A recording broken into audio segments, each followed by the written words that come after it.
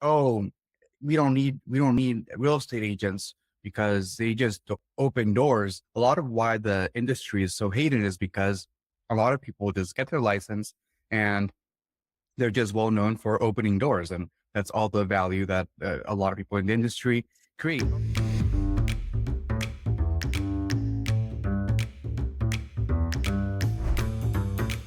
We're on We Fixed Real Estate with Fred and René in honor of March Madness, and we're talking about project management. Talking about projects, we can only manage a project as much as the weakest link.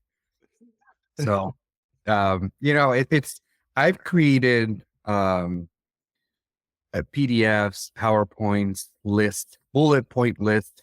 We can click on check marks to give people, the A through Z of what they need throughout a transaction, and either they don't read them or they ignore them or they just forget about it.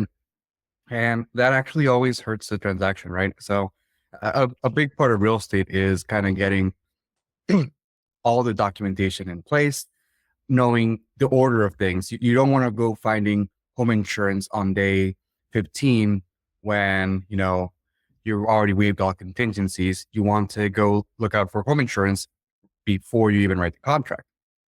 So a lot of what we do is, I think the industry sometimes thinks like, oh, we don't need real estate agents because they just open doors. And yes, a lot of why the industry is so hated is because a lot of people just get their license and they're just well known for opening doors. And that's all the value that a lot of people in the industry create. There's not something that's, trying to make a dig at anyone. It's the reality of it. A lot of agents don't know what they're doing. They've never done a transaction.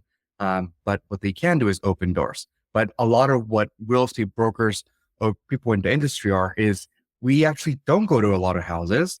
We are actually on the phone negotiating on your behalf, looking at the data, the background of it, because, now there's so easy to look at a property and figure out like, oh, well, if you go on Google Earth, you can see that there's a hill. So guess what? We don't even need to go to the house. So you're saving people's time as well. And that's a part of project managing. And so like, how are we able to do as much without having to spend so much of our time, right? Mm-hmm. Being efficient. Anyway, Fred, what are you? Project management, it's time management, that's for sure. And in case you haven't gone to René's LinkedIn, he's got a degree in project management. So I do have a certification, actually really hard to get, by the way. You take, I think it's about 200 hours of education. Oh. And it's like a 6 or 8 hour test. I took it maybe six years ago or so. So it's given by PMI, Project Management Institute. So it's a pretty well-known certification. So I am not just some random project manager. I'm an actual certified PM. Certified PM. Wow. Yeah. Well, that's good. And you mentioned one thing I want to dwell on, but concentrate on, is you mentioned that the key or the weakness, the biggest weakness in project management is the weakest link. It's the inability. If there's one cog's out of order, the whole project is in jeopardy. How do you, as a certified PMI, how do you ensure that the weakest link doesn't break? I mean, you've got to treat, sometimes if we automate everything and we think, oh, this is how things should be done, we kind of lose sense of like, hey, there's different ways of solving things. So it's just really getting the person that maybe doesn't understand the technology, like, hey, why are we using things like Slack? I've got clients who want to call me at 7 a.m. and also at 9 p.m. And it's like that. I'm happy to answer the phone if there's like a roof that is leaking, or that we know that the other party is in Japan and they're going to bed and we're not going to see them for 12 hours because time does kill deals, right?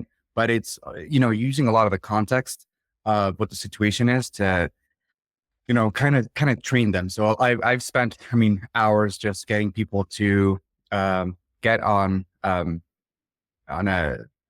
CRM on Slack, really, so that we don't have to always be on the phone, so that we don't have to be in emails, so that we don't have to be you know, losing things because I was on a call and with someone else and Fred could have answered the question, but now because they called me, now the client thinks that I'm not doing my job. So it's difficult. I mean, the real estate industry is not a difficult industry once you're just on top of things, because half of the time it's just being able to respond quickly. It really is. So, Yeah. And one thing I learned a zillion years ago is, and remember this, kids, there are no emergencies in residential real estate other than there's a fire or something else, but you're not calling us to say there's a fire. There are deadlines. That's important, even, and here's the misnomer. Okay. So an agent who's a listing agent says all offers are due by Tuesday at 1:00. That is the softest 1:00 you've ever heard. But as long as you contact and say, oh, look, my client had to go into a meeting, so he can't sign it until 3. Is that okay? Because they're not meeting with the owner until 7:00 tonight, so but, you still have to then look at a contract, separate note, look at a contract. They have deadlines. They are in writing. You've agreed to get certain things done by a period of time. But other than that, there's no emergency. You don't need to call me at 7 a.m. to talk about a property that's got an offer date 2 weeks from now, and you wanted to go see it 3 days from now. I mean, think before you call. That's why we have Slack. We love Slack. I mean, that's actually that's the way we're able to operate, and in multiple states, and just contacting them. And most of our clients already know what Slack is. Some of them use Microsoft Teams, and then we tell them it's Slack. They know it because it's kind of the same, but it's really like, iMessage or just messages. It's just conversations you're typing, document storage. You can do what are called huddles, where you have audio or video meetings, kind of like Google Meet. What's a little frustrating to us is we put out a invite and we tell everybody clearly, says, this is a Google Meet, click on this link at the time when it starts. And people don't come on for 10 minutes, and they finally do. They say, oh, I thought you were calling me. I don't know where they got that impression from, but, those are kind of the old school people who kind of don't get it. But anyway, back to project management. I mean, what we try to do is lay everything out and work backwards. We know we have to get this done by this date. So 3 days before that, we're sending out, with every deal that goes under contract, we send out calendar invites, and mortgage contingency is due in 10 days. On the 8th day, you're going to give a notice to say, hey, this is due in 2 days. Make sure with your loan officer it's all done. It's just the way to do things. It just makes sense. We try to make it as easy as we can for our clients by project managing, and we consider ourselves project managers that are licensed to do real estate. It's a very good way to put it. I mean, a lot of people are licensed to do real estate and just see the closing, signing documents as the end. Exactly. And, with other agents who come work for us, there's only 3 right now because we're rolling this out slowly, but we are looking for other agents to come on with the idea that we're going to do everything for them on the back end. Because what agents are good at is, having dinner with clients and going to parties and making relationships and meetings, groups, whatever. Go do that. Go spend your time doing that. We'll take care of, setting up the inspections for your listing, or, everything's on Slack too. And we're involved in every transaction. So you have you're an agent, you have a buyer, the buyer's in there, you're in there, I'm in there, René's in there, Jen does all our transaction coordinates doing it. So we all know what's going on at the same time. That's another beautiful thing about Slack. It's right there. Everybody sees it. Yeah. What you're describing is a well-oiled machine. Too often you think of like the project management as like the quarterback, but it's really more of this team working in unison. Exactly. One guy calling plays. Exactly. And we all play offense. We all play defense. Just like hockey players. We go up and down the ice. We're cyclists. We're out there all by ourselves. No, we're not going to. You're in a peloton. That is a little shot of Paris and Nice, which happened last week, where they actually, near Nice, France in March, they were riding bicycles in the snow. Whoa. Insanity. These guys are nuts. I mean, they really are. They go so fast. And the worst, I figure the best and the worst thing to ever do if you want to see a sporting event is go watch a bike race, because they're by you in about 10 seconds, all of them. That's it. You get there hours before, you wait, zoom, you know, you have to go to the bathroom, you might miss them. You know, but no, it's a wild sport. You can't really tell on TV. You know, it's like hockey. If you don't go there and sit in the first 10 rows and see how fast these guys are, it doesn't look that great on. It looks okay on TV, but not that great. But anyway, that's my sports commentary. We're drifting off. We're drifting, but one thing I'd like to drift back to, talking about inspections, is mold. Well, actually, on the mold stuff, instead of me just giving you a lazy report on what to look out for inspections, what I'll try to do is just get a professional mold inspector into the podcast. So if you do listen to this podcast, stay tuned for us getting a guest speaker on mold. Nice. Yeah. Well, that's a little teaser. Yeah. You give us a little bit more to savor. Well, the problem with the mold is that it's usually not visible, right? You've got to tear apart a kitchen to find out that behind every drawer there's a bit of mold, right? Or that someone who's just renovating a house, they just paint it over the mold, and a year or so afterwards it's going to pop up, right? So that's what we kind of want to warn people about. And, you know, what can we do before we get under contract to minimize that potential cost down the line? So Let's go. I'm excited to talk to a mold expert. yeah. But what we do want to talk about, perhaps in terms of inspections, is the fact that, you know, people sometimes depend too much on disclosures and on documents. We understand that when you're buying a property, there's a lot of things that are unknowns that you will only find out after you purchase a house and live there for a long time, right? The inspector takes, let's say we're looking at a 1,200 square feet property, right? The inspector is going to be there for, 2-3 hours. Sometimes I think it's best practice, and whenever we're doing walkthrough or looking at a property, I always have a little meter that shows if the proper current is going through. But sometimes inspectors will, check one in each room, and, they kind of make the assumption that if one is working, the rest work. Fred's probably going to bring his little device there. The same thing with water. The same thing with water, right? Sometimes they'll check one toilet and they'll skip the other one. Things like that. Of course, there are some inspectors that are better than others and are a little bit more, careful, and they want to make sure they don't get sued down the line. But the reality is that the inspector is only there for 2 hours. So I've had it where, like, I've looked at a toilet, buyers have looked at a toilet, and the buyers don't realize that it's leaking until 2 weeks later, right? So it's like, yeah, maybe the sellers knew about it. Maybe it just happened that, like, it's so close to the shower that people just kind of assumed that it was part of the shower. Like having kids, and they left the shower door open, and they did. It's not that the sellers were trying to lie to the buyers. They just didn't really think about it twice, right? I don't think about that. It's like, just jiggle it a little bit. Yeah. So, sometimes, people have to understand that, like, the inspections are not perfect, that you're going to find things in the property. So it's about figuring out, okay, on the things that we can see, what is a worst case scenario, right?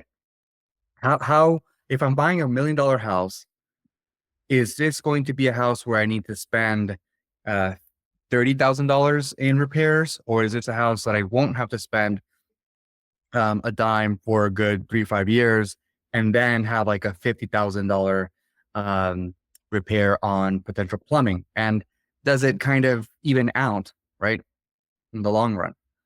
Same thing with roofs, right? Like, it's like you're buying a house with a really old roof, and you have to make that as part of the offer, where, like, okay, if I was going to make an offer for $1 million, I know I'm going to change the roof eventually, because eventually you're going to have to get a new house, right? It's like $30,000 for the roof. Okay, well, now I know that my offer should be like 970 because I'm kind of pricing in that I have to change the roof. That way you're not disappointed when you eventually do have to make those repairs, right? And, I think Brett and I have the same kind of philosophy of, you want to buy the fixer. You don't really want to buy the new property. The new properties that was remodeled by a flipper is going to have the same issues, right? They're still, I mean, some builders are better than others, but some people will just hire contractors, and the contractors will have subcontractors that don't know what they're doing. So you can't depend on like, oh, it's a fully remodeled house, I won't have to fix anything. Things happen. So you're better off knowing, hey, I'm going to have to flip my entire house and I'm going to fix it to my liking and I'm going to spend the $200K, but it's going to be fixed. So, yeah, kind of a little wrap up. You have to also, if you're in a hot market and you're looking at $1 million house, you got to pick your battles. Like, you don't want to not bid on the house because you have a leaky toilet that is a $90 fix versus maybe a $30,000 roof is something you want to. Well, the first time buyers on their first offer kind of thing, they'll be like, oh, but this is this and it's going to come. And so I want to offer less. It's like, well, you don't understand. Basically in California, you're buying land that just happens to have a piece of real estate on it. Because what you're buying is what's called real property, which means the physical real estate, the mineral rights from underneath and the air rights above. So it's real property. And you're buying this because it's in a certain zip code that's got great schools. Well, people are going to overpay for that because of demand and the lack of supply. So, yeah, they kind of either warm up to the fact that, hey, there's stuff going to happen. You can buy a home warranty. And by the way, we recommend this company called Armadillo for home warranties. And the good thing about them is the guy who started it, we talked to him originally. He used to work for one of the big companies, and your real estate agent will try to sell you like First American, or the title companies kind of have this home warranty thing tied in. They're all the same contract, and they basically will try to get out of everything. They're an insurance company. He said he took like all this junky reasons why you deny a claim and got rid of 90% of them. So, they're going to cover, the appliances. They're going to cover certain things. They're not going to cover everything. They're not going to cover a, giant repair because there was a crack in the foundation or something like that. But they're going to cover certain things in little repairs with some deductibles. So it's worth looking into, especially if it's an older house. But that's one way of sort of giving you a bit of peace of mind about that. Now, going back,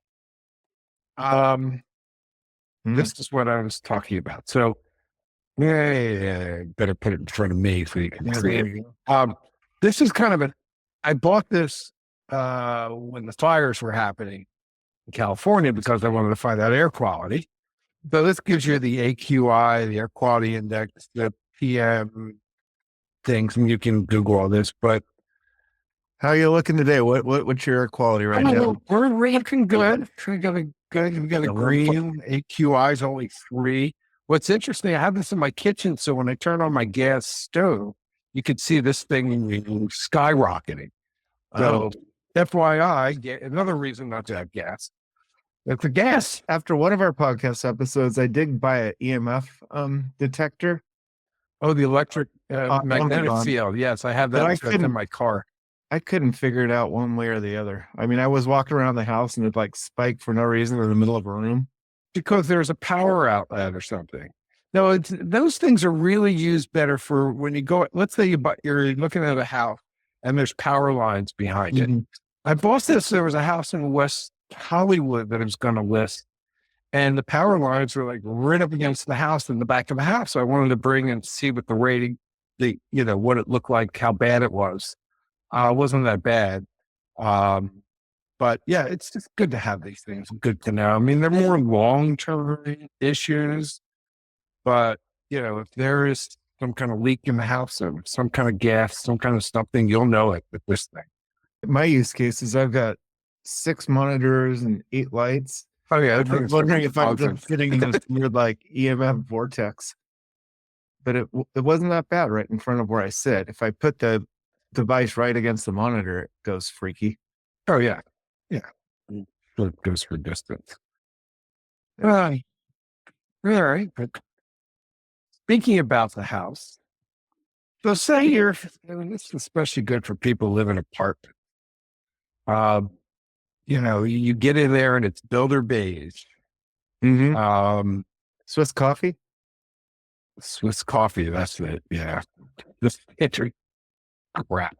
Anyway, so this company has come out and made, and we'll try to send a link because they couldn't see it. You might just Google it.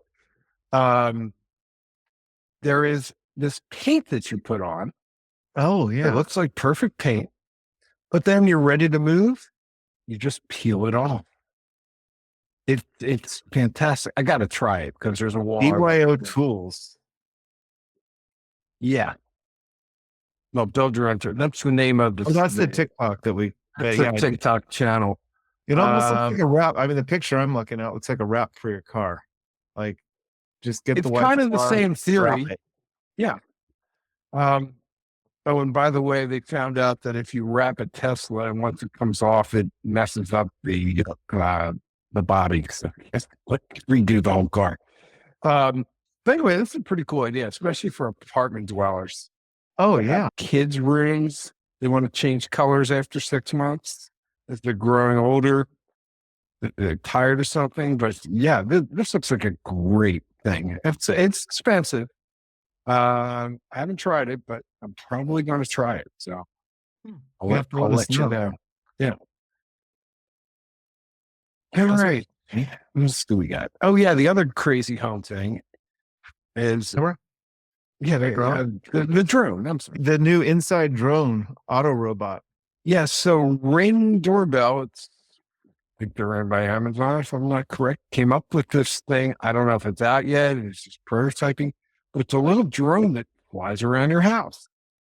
And I guess you can use it when you're on a call with somebody. Hey, let me see what, Susie in the bedroom, take this to her, ask her a question, or check or if the laundry's done yet, so you can come home. Or there's a million things you can use this for. I'm sure is my spouse cheating? When the drone flies in, you would hope they were a little smarter than that. Yeah. I forgot I had a drone in the house. This is going to be really interesting. It can map the house. And I guess this is something we can use if you wanted to tour one of our listings. Hey, we'll turn on the drone for you and can drive around the house. So I'm going to follow this up, and maybe this will be in one of our listings to see if it works on an empty house, not a house where people are in there. Because I think it's a great idea, especially if it's a second home and you're only there once a month. It'd be nice to just be able to have it even be noise activated and kind of fly over and see what's causing that noise or what's making sure everything not leaking. Yeah, or can look out a window and see if your driveway's got 12 feet of snow in it, so you can't park there. I mean, there's a million uses to this, as opposed to having a stationary camera.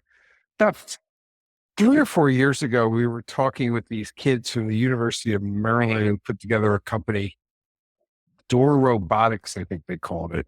They're out of business now, but they were trying to do an indoor drone thing. Mm-hmm. I don't know if what they were using to have it to prevent it from smashing into things, and the speed at which it can go, because you don't want it to go too fast. Mm-hmm. So. Well, they didn't do it, but Ring, with Amazon's money, I guess, was able to develop it a lot sooner. And with the recent advances in LiDAR detection, so they can go through and know they're not going to bump into anything. Yeah. So that's pretty cool. So we'll see where that goes. One step closer to a virtual home inspection. Yeah. how you going to open the cabinet? There you go.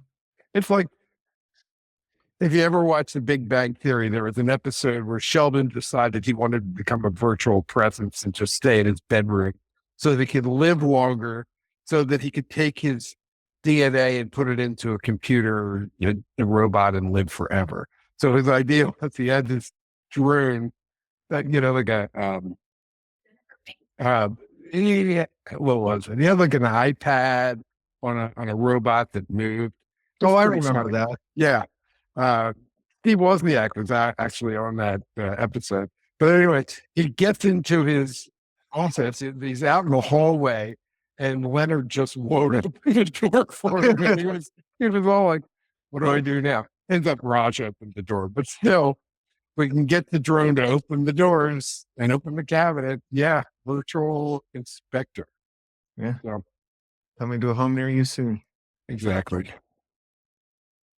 All right. Lastly, there was a Wall Street Journal article, and the headline says, "A secret mortgage blackout is leaving homeowners stuck with unsellable condos." Okay. There's not a secret blacklist.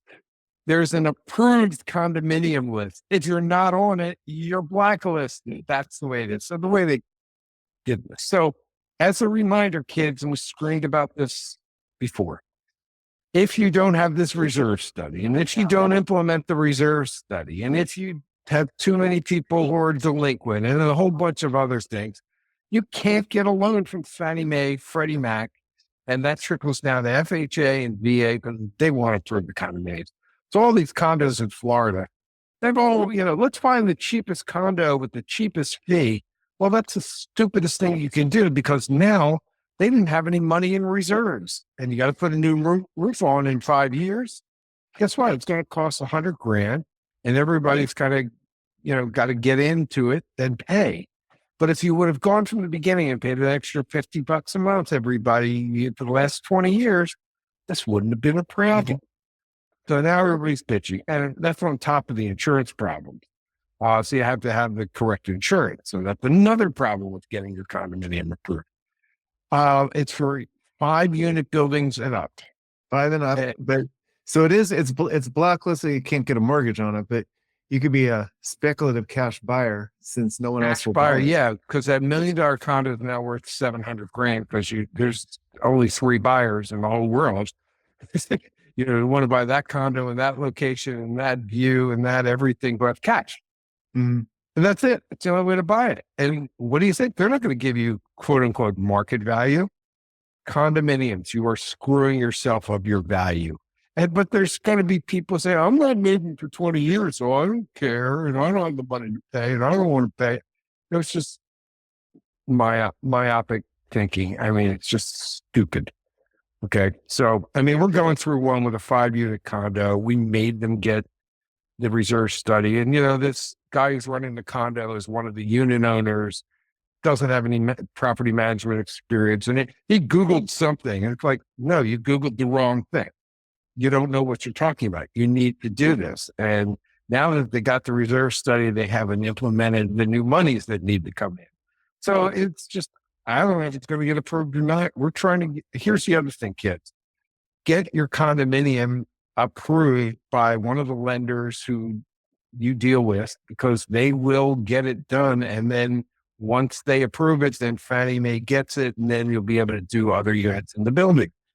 Don't go under contract and then get the condo approved, because you might have no deal. And then the seller's going to be all upset and blah, blah, blah, blah, blah. So do that. Here's another tip separately: appraise values. You think your area is going to drop in value? What you do, if you think it's going to go possibly FHA, you can order an appraisal now. That value is good for 6 months. Interesting. And then you can show it to buyers. Hey, buyer, we got a house appraised for $350. That's a real appraisal.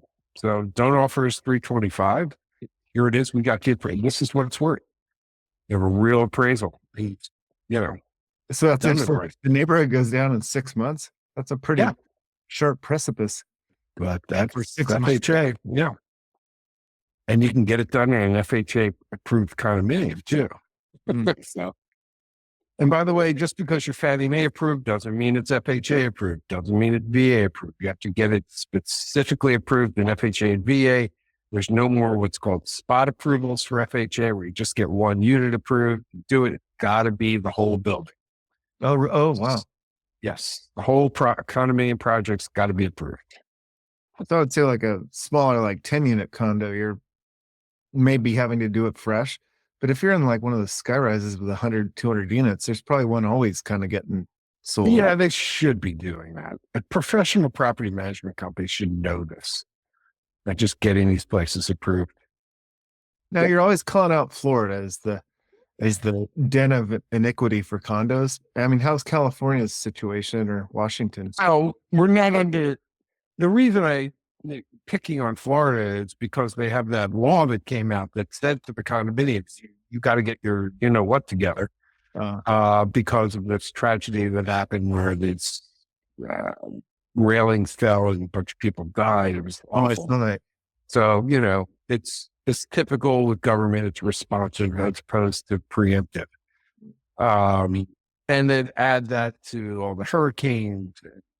Florida's a mess. mm-hmm. A condominium, the insurance going from $5,000 a year to $200,000 a year. That's for some of these buildings. I mean, it's insanity. But, there is climate change in case you haven't noticed. Anyway, in California, we have earthquakes. We haven't had one in a long time. Yeah, we got a 4.6 in Malibu, big deal. Not a problem. Yeah, we got earthquakes. We had a tornado in I think it was Orange County last week. Wow. Yeah. We got fires. We got then rainstorms that caused flooding because of the fires, and the ground is all soft and it's mud, and it's just a mess here. But we love our mess. Mm-hmm. Oh, it's a mess, but we love it. Okay. We're overtaxed and regulated and all that kind of whatever. There's one guy who's got a TikTok there. He just puts really cool things about, a day in California. He's having like out at the beach and whatever and showing palm trees. And he does every time. Terrible to live in California. Don't live here. Don't come here. Don't live here. But still people going to come here. Still people aren't going to come here. Whatever. Live where you want to live. So. True. Oh. Yeah, that's my rant for the day. Well, there you go. Glick predicts, now that we had the Fed chairman yesterday give us some new guidance, talking about how the government's going to be buying more bonds to lower the interest rates. How's that going to affect real estate? Well, yeah, he is. But still, remember this, kid. The Fed's got nothing to do with mortgage rates. Quote, Fed has nothing to do directly with mortgage rates. 10-year treasury, the mortgage-backed securities, the way they sell, and that value and that yield is what determines what the mortgage rates are. But if the 10-year goes down, that's going to affect the mortgage rates. The yield on 10-year goes down as long as there's no supply-demand issues with the mortgage-backed securities. Then, yeah, on that day, the rates should go down. But see, people look at the 10-year and think, that's it. Oh, the 10 years. The yield is down 15 basis points. Wow, it should drop an eighth in rate. But let's say you got a supply problem in the mortgage-backed securities and they're selling off for some reason. So that's going to be an issue. Another issue that's going to happen, I heard that Canada is going to sell a lot of their U.S. securities and put it into other things. Yeah, well, everybody the whole world getting pissed off at the United States. The one major problem is they sell our bonds, they sell our debt to somebody else, and the more they sell, the higher the price, and they flood the market. And so the price goes down, the yield goes up. Higher the yield, so our rates go up. So, it's a day-to-day thing. Here's a tip: when you get to a comfortable place where you say, you know what, that payment, it could be better, but it's fine. I'm comfortable with it. Just lock it in and do it. At some point, you're going to refinance anyway. Mhm. So, the value of your property, especially in California, is just going to keep going up. You're going to have more equity. Just do it to be comfortable. Don't try to beat the market. I have a guy who's doing a 20-year, he had to do a 20-year refi, and all of a sudden, I mean, it was good for a day, and then we decided, he wants to, keep going, see if we can get any better. And then the rates went up. And now there's the 20-year is not getting a good yield. People are buying the 30s, so 20s off. Sometimes there's a big spread between 20 and 30. Sometimes there's no spread between 20 and 30 years. So 15 is always going to be better, but the spread might be down to this. It depends on the yields. 10 years kind of for the 30-year bond, 7s for the 20, the 5s, to the 15, sort of kind of. It's not an exact science. We get into inverted curves, and we're still in a slight inverted curve. We're pretty we're in an inverted curve. The short terms are still higher than the long terms. And what about, you don't talk about it. What about a 40-year? 40 years, much crap. It's not a Fannie Mae product, but actually in jumbo, I just got one of my lenders to do a 10-year interest only, and then a 30-year mortgage after that. Okay. So it's a 40-year mortgage. It's just a gimmick to get the payment down a little lower. Like, you think about it, nobody's going to have that loan for 40 years. You're going to refinance it. So you're better off, getting an interest only loan. And you're going to the 40-year loan, I believe you still have to qualify based on a 30-year mortgage. You can touch it You're out. just getting a payment. Same with the interest onlys. The interest onlys, you don't qualify at the interest only payment. You qualify at an interest only with a 30-year amortization. So always, they're giving you the break of the interest only payment, but you have to qualify as if you did not have a 30 interest only. Yeah, the 30-year. So That's interesting. And pretty much anybody that's had a mortgage in the last 4 years is probably going to be refinancing anyways. yeah. Few that got in at like under 3 that may. Yeah, they're not going anywhere. I don't know if we're going to go 30 years, but it doesn't make much sense to refinance. So just pray for a severe economic collapse to get back to those rates. It's the only way to do it. The idea of lowering rates is to spur the economy, to get it going again. Higher rates are to slow down the economy. So inflation, you want to get rid of inflation, you raise interest rates normally because then businesses don't borrow as much. But in this last bit of inflation, it wasn't caused by businesses. It was caused by the outside sources of deliveries and crazy stuff that the Fed couldn't control. So that was part of the problem. Everybody blames Biden. Come up with another solution. You have every major economist and government around the world trying to figure it out. But you voted against them because of inflation. Really, genius? Come up with an answer. So people don't. Pérez. Oh yeah, the tariff economy. We're gonna tariff the entire world, and I guess you're gonna lower everybody's taxes because you're getting rid of all this government. Isn't that the idea? We shouldn't be paying taxes now. Yeah, There's no government. Well, that was the entire point, though.